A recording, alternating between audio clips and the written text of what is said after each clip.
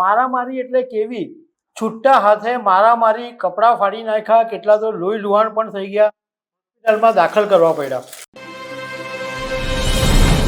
શિસ્તની party ગણાતી ભારતીય જનતા પાર્ટીમાં કાર્યકરોએ ભાજપની શિસ્તના લીરે લીરા ઉડાવી નાખ્યા છે. વડોદરાની અંદર ભાજપના બે જૂથો વચ્ચે એક મુદ્દા પર મારામારી થઈ ગઈ અને એનો વિડીયો સોશિયલ મીડિયામાં વાયરલ થયો. મારામારી એટલે કેવી? છૂટા હાથે મારામારી, કપડાં ફાડી નાખ્યા, કેટલા તો લોહી લુહાણ પણ થઈ ગયા, હોસ્પિટલમાં દાખલ કરવા પડ્યા. તો આના મુદ્દે વાત કરીશ.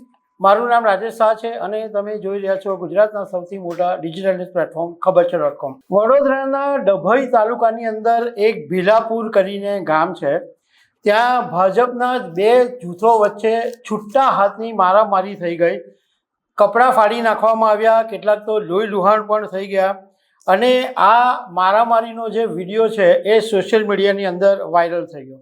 હવે બે જૂથો વચ્ચે મારામારી કેમ થઈ? કારણ એવું હતું, એક ભાજપના એક નેતાએ પોસ્ટ મૂકેલી અને એ પોસ્ટની અંદર ભાજપના જ એક કાર્યકરે કોમેન્ટ લખી અને એ કોમેન્ટને કારણે મારામારી થઈ હોવાનું કહેવામાં આવી રહ્યું છે. જો કે બીજા ગ્રુપે એક જુદો પણ દાવો કર્યો છે. હવે વડોદરા જિલ્લા પંચાયતના આરોગ્ય સમિતિના ચેરમેન ભાવેશ પટેલે ફેસબુક પર એક પોસ્ટ મૂકેલી. એ પોસ્ટની અંદર ભીલાપુર ગામના પરેશ પટેલ નામના એક વ્યક્તિએ કોમેન્ટ લખી કે આરોગ્ય વિભાગનું કામ લોકો વ્યસન ન કરે એનું પણ છે, જે બાબતે પણ વિચારવાનું અને જુગારનું દૂષણ પણ બંધ કરવાની જરૂર છે, જેની શરૂઆત આપણા ઘરેથી અને આપણા ગામેથી થવું જોઈએ, એવી કોમેન્ટ એ કરી.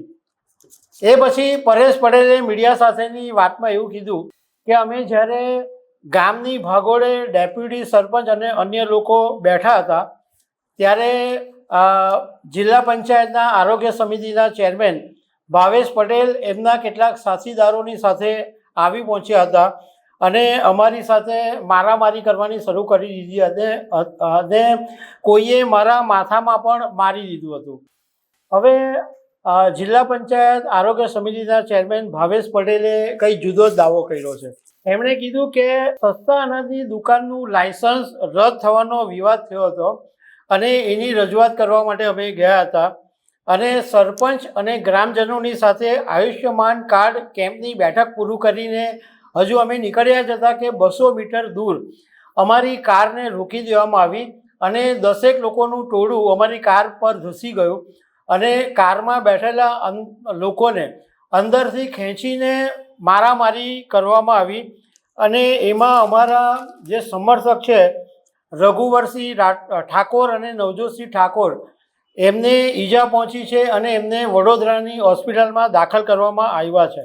ભાવેશ પટેલે કીધું કે ભાજપના જ કિરણ પટેલ અને પરેશ પટેલ ત્યાં હાજર હતા અને ત્યાં લોકો લાયસન્સ રદ થયા એના ગુસ્સામાં એવું કહી રહ્યા હતા કે તમે મોટા નેતાઓ થઈ ગયા છો, એમ કહીને અમારી સાથે મારામારી કરી હતી.